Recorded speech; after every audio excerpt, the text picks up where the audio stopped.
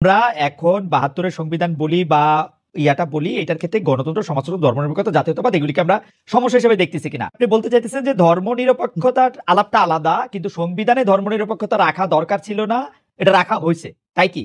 যে ধরেন এখন একটা বড় কথা আছে হচ্ছে যে মুজিববাদকে বাদ দেওয়ার, মানে যেই কথাগুলিকে মুজিববাদ হিসেবে বলা হইতেছে আর কি, সেগুলিকে বাদ দেওয়ার। যেমন ৩১শে জুলাই আমরা এটার মধ্যে দেখলাম যে মুজিববাদের আপনারা কবর করতে চান।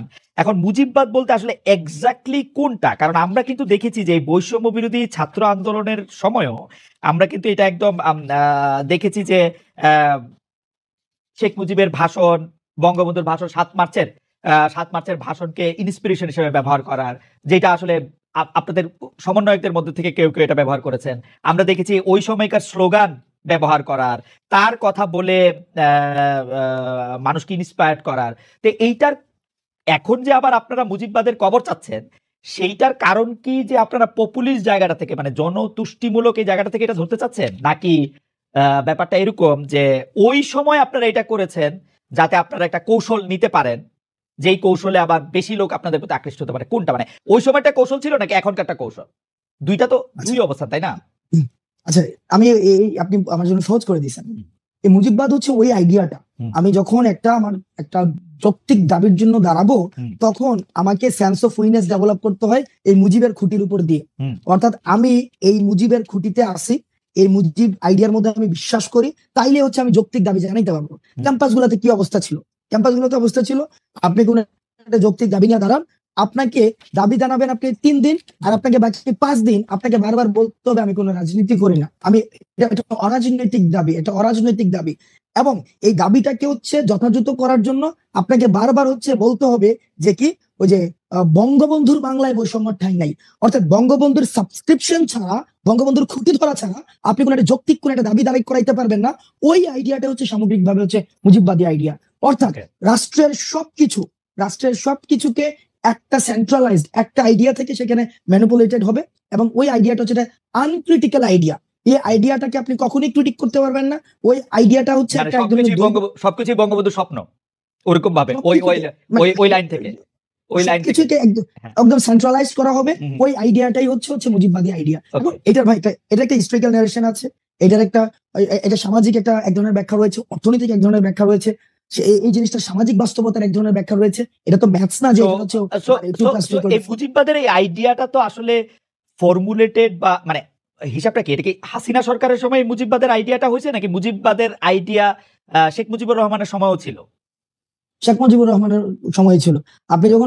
আপনার যখন মুক্তিযুদ্ধটা হয়েছিল ডিগনিটি, ইকুয়ালিটি এবং জাস্টিসের ভিত্তিতে, এবং সেখানে এসে ৭১ পরবর্তী সময়ে আইসা আপনি দেখেন এই প্রথম ৭১ পরবর্তীতে আপনার হচ্ছে কনস্টিটিউশনে এমন কিছু হচ্ছে আপনার আবার পিলার নিয়ে আসলো, যথা হচ্ছে যেখানে সোশ্যালিজম, ন্যাশনালিজম, তারপরে হচ্ছে এখানে নিয়ে আসলো হচ্ছে বাঙালি ন্যাশনালিজম আসলো। আওয়ামী লীগেরও মূলনীতি না, এটা আওয়ামী লীগের নীতিও না, মানে এটা মানে দেখেন মুক্তিযুদ্ধটা, এটা কাদের মূলনীতি? এই মূলনীতিটা ছিল ভারত এবং সোভিয়েত পন্থী যে সব মুক্তিযুদ্ধের সময়, সেই সময় দুইটা স্ট্রিম ছিল।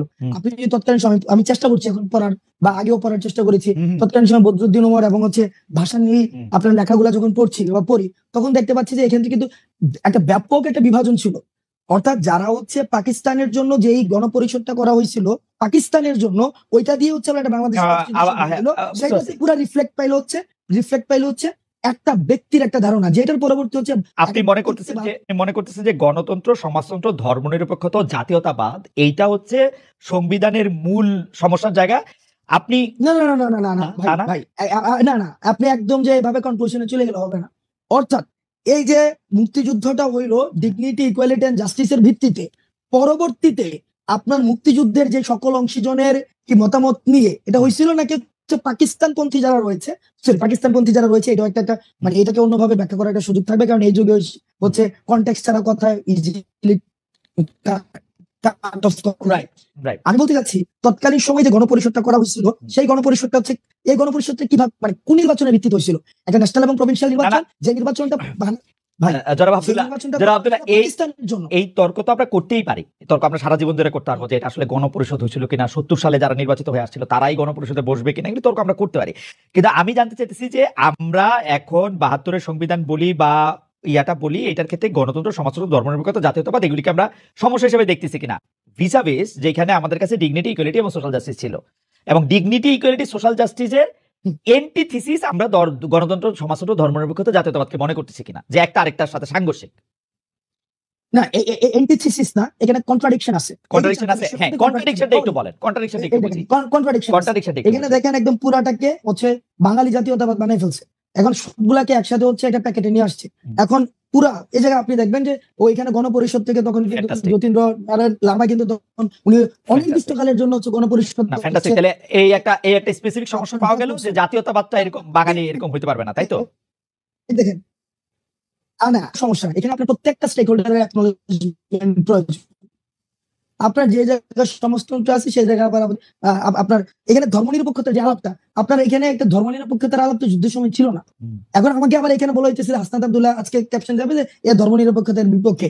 এটা এই ধরনের একটা ছোট 2 লাইনের 4 লাইনের আলাপ আলোচনা দিয়ে সম্ভব না। সংবিধান বিশেষজ্ঞ না না না না, ঠিক আছে, এটা আমি বুঝতে পারছি যে আমরা একটু মুভ অন করি।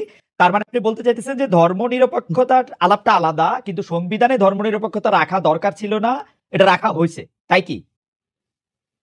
রাখা হয়েছে, এবং এটাকে এখন বাদ দেওয়া দরকার। কিভাবে আসছে এটাকে কি এখন বাদ দেওয়া দরকার মনে করতেছেন আপনি? আবার ভাই ভাই না না, নাকি এটা একটা আলাপই চান না? আমি বুঝি না, কিন্তু এটা নিয়ে নাকি আপনি আলাপই চান না? না না, আমি আলাপ চাই, আমি আলাপ চাই, আলাপ আলাপ চান? চাই, তবে সে হ্যাঁ অবশ্যই আলাপ চাই, সেটা আলাপ হওয়া উচিত। কিন্তু এটাকে যদি আপনি এভাবে বলতে চান, হাসনাত আব্দুল্লাহ এটা চাইছে যে সংবিধান হচ্ছে ধর্মনিরপেক্ষ। আরে ভাই, হাসনাত আব্দুল্লাহ চাইছে সেটা বলবো কেন? আমি আলাপটা বোঝার জন্য, আমি আলাপটা বোঝার জন্য।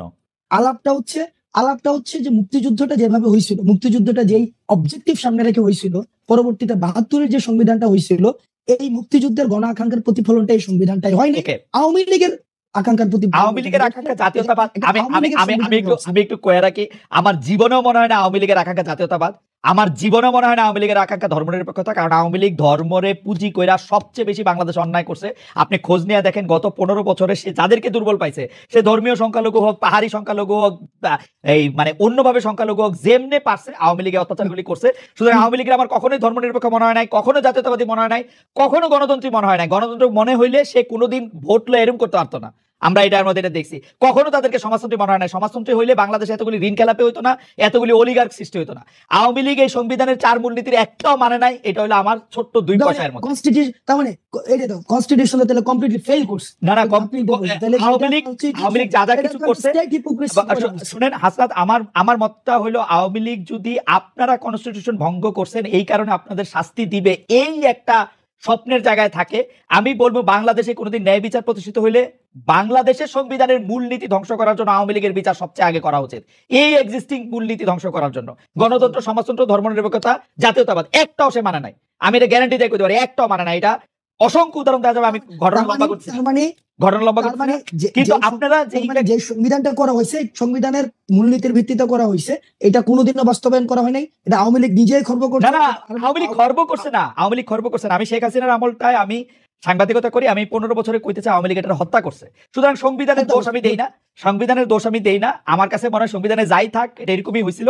আপনারা কি করবেন সেটা নিয়ে আমি আসি, আপনাদের বক্তব্যে আসি। আওয়ামী লীগের কথা কইলাম।